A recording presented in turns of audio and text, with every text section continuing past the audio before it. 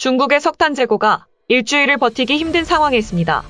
밤거리는 어두워졌고 공장은 가동을 멈추거나 셧다운 직전까지 몰리고 있다고 전해집니다.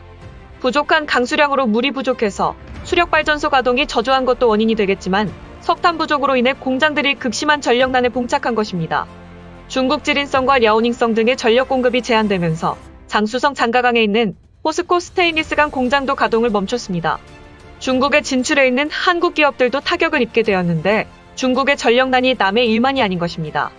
중국이 정상적이라면 내년 2월까지 18억 5천 톤의 발전용 석탄이 필요한데 시노링크증권 전망에 의하면 2억 2,200만 톤에서 3억 4,400만 톤 정도가 부족하다고 합니다.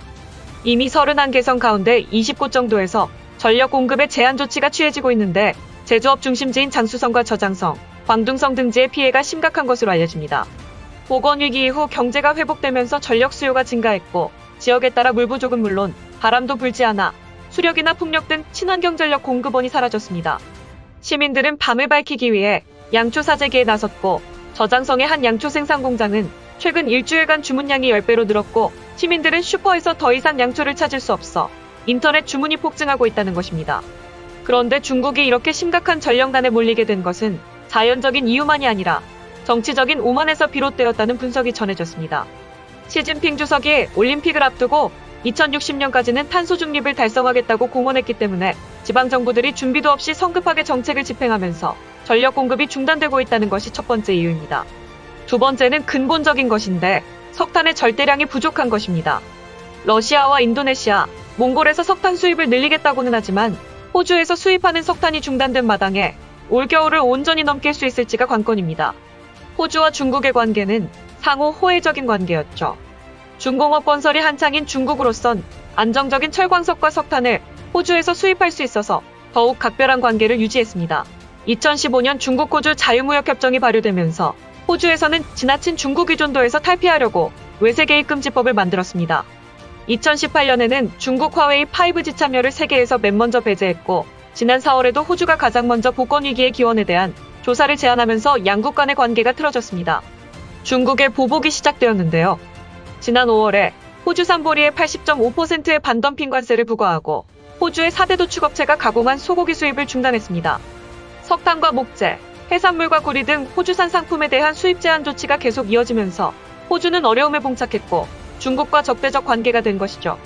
바이든 정부가 들어서면서 미국은 본격적으로 동맹 복원에 나서고 있는데 대표적인 것이 파이브 아이스와 쿼드 그리고 오커스 동맹이죠. 중국을 둘러싸면서 압박에 시동을 걸고 있는데 이 세 조약의 공통적인 회원국이 바로 미국과 호주입니다.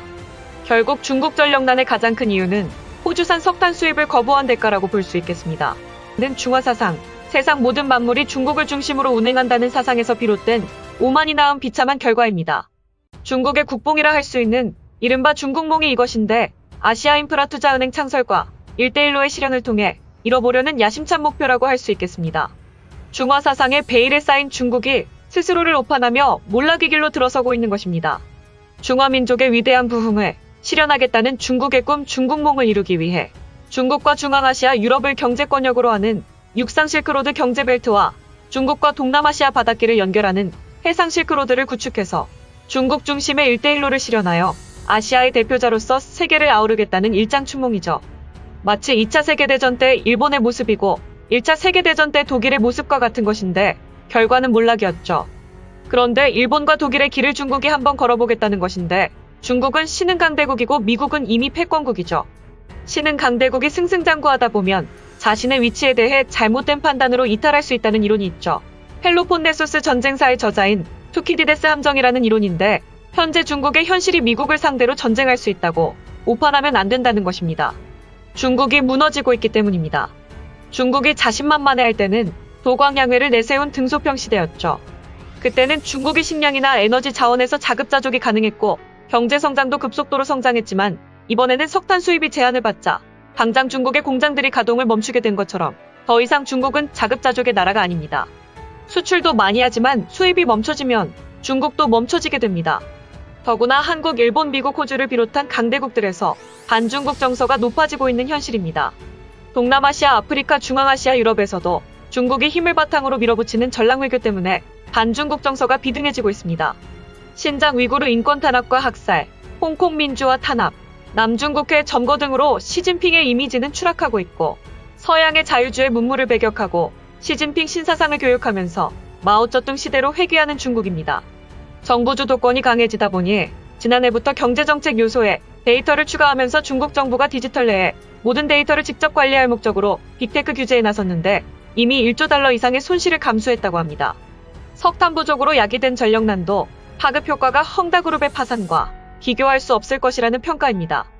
애플과 테슬라의 핵심 부품 공장들이 가동을 중단했습니다. 그러나 1일 현재 한국의 IT 기업들은 정상 가동 중인 것으로 알려졌습니다. 삼성전자가 진출해 있는 시안의 낸드플래시 반도체 공장과 수저우의 가전 공장은 정상 가동 중입니다. LG전자도 난징, 텐진, 타이저우 등에서 9개의 공장을 가동하고 있는데 정상 가동 중입니다. LG디스플레이와 삼성디스플레이도 광저우와 텐진에서 OLED 공장을 정상 가동하고 있는 것으로 알려지고 있습니다. 중국이 미래 먹거리인 IT 반도체 산업의 몰락이 두려워 여기까지는 애써 전력을 공급하고 있지만 안심할 수는 없는 상황입니다. SK하이닉스 이석희 대표도 디램 공장의 가동에 아직은 지장 없다고 했지만 전력난이 장기화되면 다른 상황이 올지도 모릅니다. 현재 중국의 전력난이 중화사상에 몰입한 당국의 우판에서 비롯된 것이기 때문에 더욱 심각한 것입니다. 호주와의 관계 개선이 중요하지만 현실은 녹록치 않습니다. 미국이 주관하는 쿼드가 이미 실질적인 모임을 시작했고 오커스 결성으로 호주가 적대국으로 변하면서 중국이 어떤 행보를 취할지 21세기의 관심 포인트가 될 전망입니다. 끝까지 시청해주셔서 감사합니다.